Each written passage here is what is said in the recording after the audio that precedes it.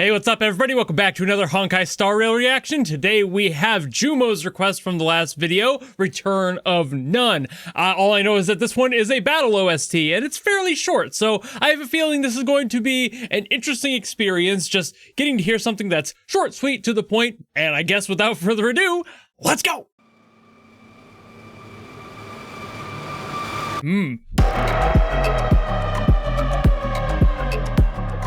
Okay.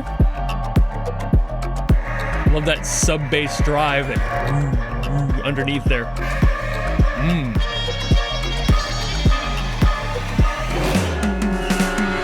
Okay, and jazz? No, okay. More intense than that.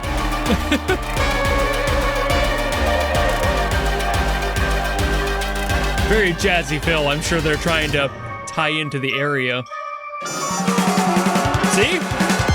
Oh, might have been a little early on my call.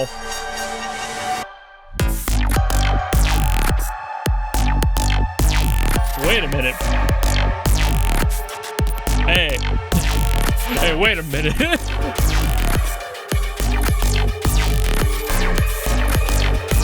That's not jazz.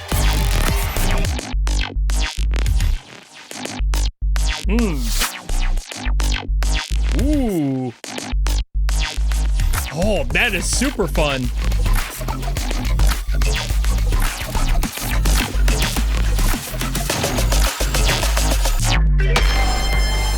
I love this. Like, where they went caught me off guard.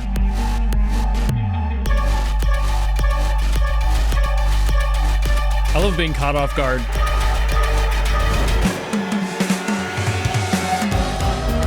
Oh, oh, that's a little bit more jazz. A little bit more swing in there. Freeform it.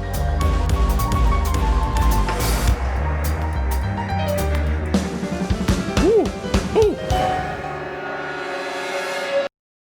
And it's done.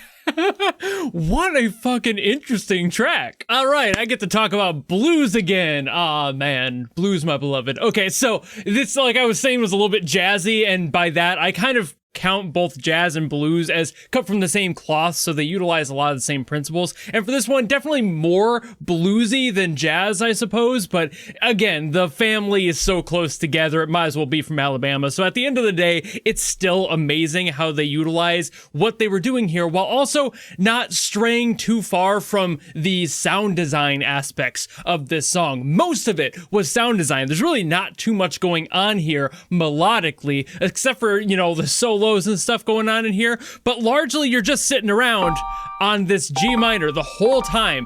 This right here is your triad of all wisdom in this song. If you know the G minor, that would be G, B flat, and D right there.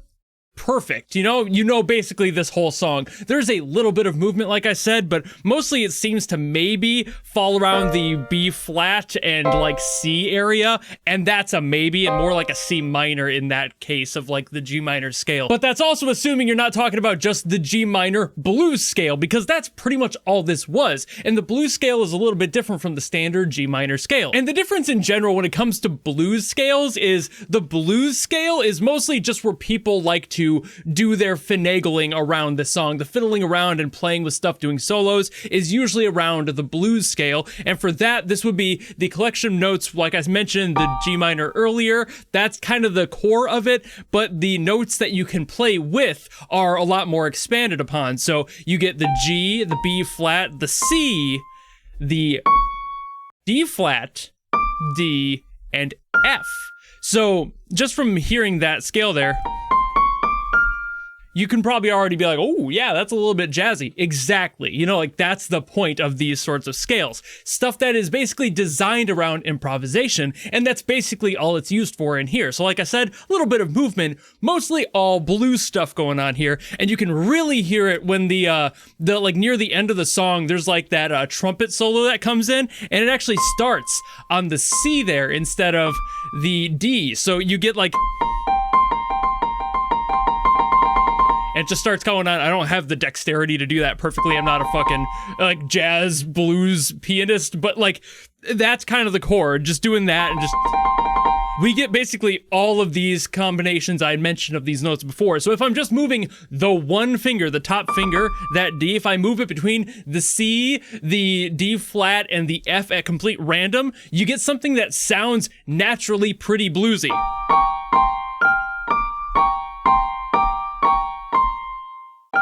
You could even move down your finger from the G to the F, because that still is the same down here as it is up here, of course, just... And you can kind of get a little bit more flex out of that, and you can turn it into like an F add, I think, is what that would be. So there's just a lot of room to move.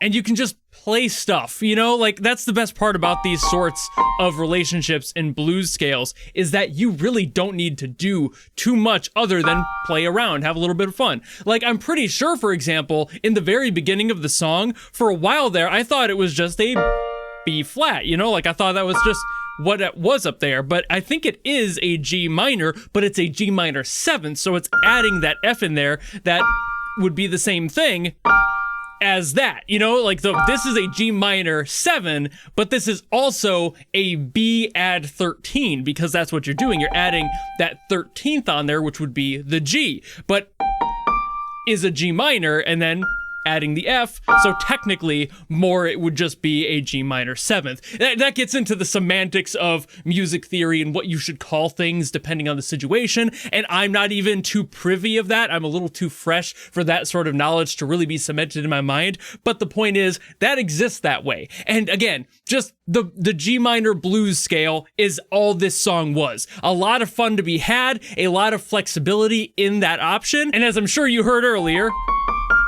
it just sounds bluesy because that's what it is. Down to its core, G minor blues scale, just the peak of blues. In my opinion, one of the best variants of that option. There's plenty of blues scales, one for each note on the keyboard, basically. But to me, G always felt the best for that. That's a personal feel thing. I've always just loved the way it sounded. But again, more on the sound design stuff of this song. Plenty of atmosphere in this one. And like I said, it kind of caught me off guard. I didn't think it was going to go this atmospheric heavy route. And I thought we was going to go more into what I've heard from this same area, which was a lot more jazz and blues inspired stuff. I was ready to hear more of that. That's why I was like, oh, here it comes.